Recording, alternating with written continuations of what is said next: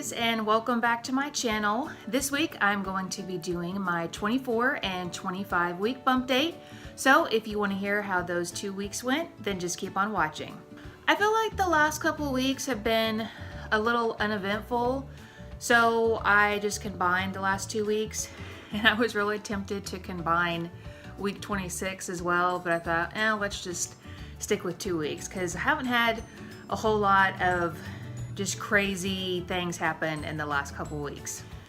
I'm not sure how much of the mess behind me that you can see, but I have been going through all of Liam's old clothes and all of Lucille's clothes to try to just get them organized and figure out, like with Liam's clothes, what stuff can Lucille wear, and also just getting his stuff organized and put away for now. I've gotten a ton of clothes off of Facebook Marketplace for Lucille, so I'm trying to get them organized by size so that I know what to register for, because y'all, I seriously have probably like 6 trash bags full of stuff I've gotten off of Marketplace, and like just stuff people are giving away. They're just like, oh please just take it, or just really cheap, and it's stuff that like it's brand new, like it still has tags on it, so that works out well for me, but it's been a little overwhelming because there's so many clothes. And of course, girls' clothes are just super cute, so of course I have to goo over them whenever I'm sorting them. The past several bump dates, I've been complaining about headaches, and they are still here. I hope they're not here to stay, but it's just been something I've been dealing with a lot more, and it tends to come on in the evening, so it could just be I'm tired, my eyes are tired. So just been trying to kind of deal with that, and usually my husband will kind of, it sounds weird, I don't know if y'all have ever done this, but he'll like pull my hair, not hard, but it's like that slight pressure with the blood vessels and stuff, it just makes it feel better.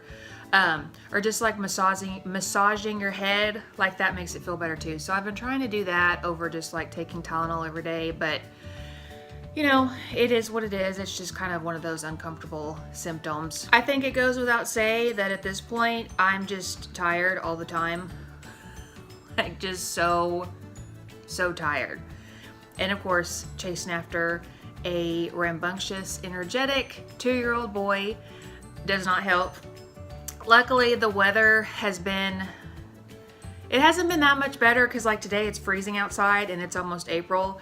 But we've had a couple of days here and there where the weather's been nicer, so I've been able to go out in the backyard with Liam and just sit so that he can just run up and down the backyard and get on a slide and chase the dogs and stuff so he can get out a little bit of his energy. But I have just been so tired, like just to my bones. Tired. I feel like everybody always says you have all this energy in your second trimester, like that's whenever all your energy is. I feel like I maybe got like 2 weeks where I felt pretty good, but yeah, I have just been extremely tired. Just the fatigue, just my body hurts, just all over the place. I'm tired and worn out. I have been getting night sweats in the middle of the night. I will just wake up and be just covered in sweat and just be so hot. And that's really odd for me because I am usually cold. I'm not typically hot natured. So I will just wake up and just be wet with sweat, like my pillows will be damp and it's just yuck. And then I'll be so damp from sweating that I can't go back to sleep because then I'm cold but I'm hot, and so it takes a while to get comfortable again. So I've been having that off and on for the past several weeks, just like middle of the night sweats. I have been craving like really citrusy stuff. So like lemon flavored stuff, orange flavored stuff, like that tangy citrus flavor, just anything. I mean, just straight up oranges, just anything that's like flavored with that. I have been craving a lot the past couple of weeks. My belly button is completely inside out now. It is so gross. I have an innie belly button, so it is like all the way in, so it is really weird, and it's a weird feeling for it to be sticking like all the way out. Like most of the time with my clothes, like you can see just like the little nub, and it just, I don't know why that grosses me out so much, but Ben thinks it's funny, but I don't know why. It's one of those like, ugh.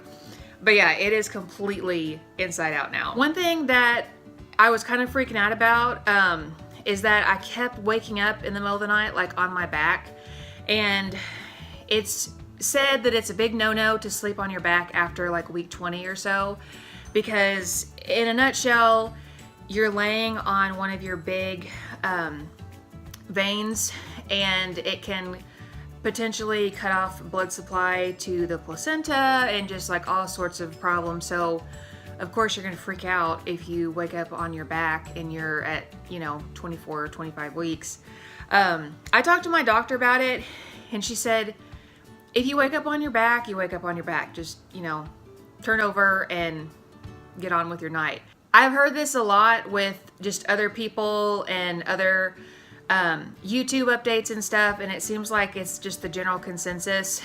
If your body, you can't stop your body from sleeping on your back. Like if you're rolling and you land on your back, that's where you're gonna land. You can't stop it. My midwife said, basically, when you get to a certain size, you're not gonna sleep on your back. Like your body's not gonna turn over on your back. So she did not seem concerned at all about it. I mean, she wasn't brushing off my concern, but it's one of those things that I think they kind of freak us out about a little bit more than maybe is necessary. Of course you want to be cautious, but she said once you get to a certain size, you're not even gonna be able to breathe on your back. So just don't worry about it. Sleep how you sleep. If you're comfortable, do what you gotta do. Along the lines of sleeping, I have been waking myself up snoring, and that is just, I don't know why that's embarrassing to me, like to my husband. Like I'm embarrassed in front of my husband to snore. I snored a ton when I was pregnant with Liam, and that's the only time I ever snore is when I'm pregnant.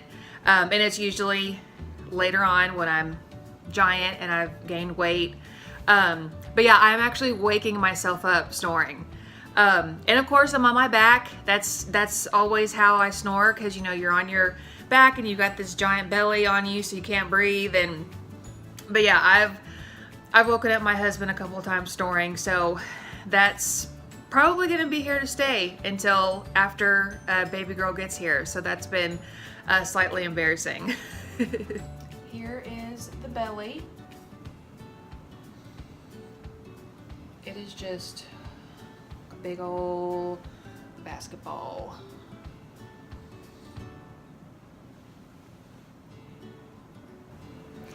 Thank you so much for watching today's video.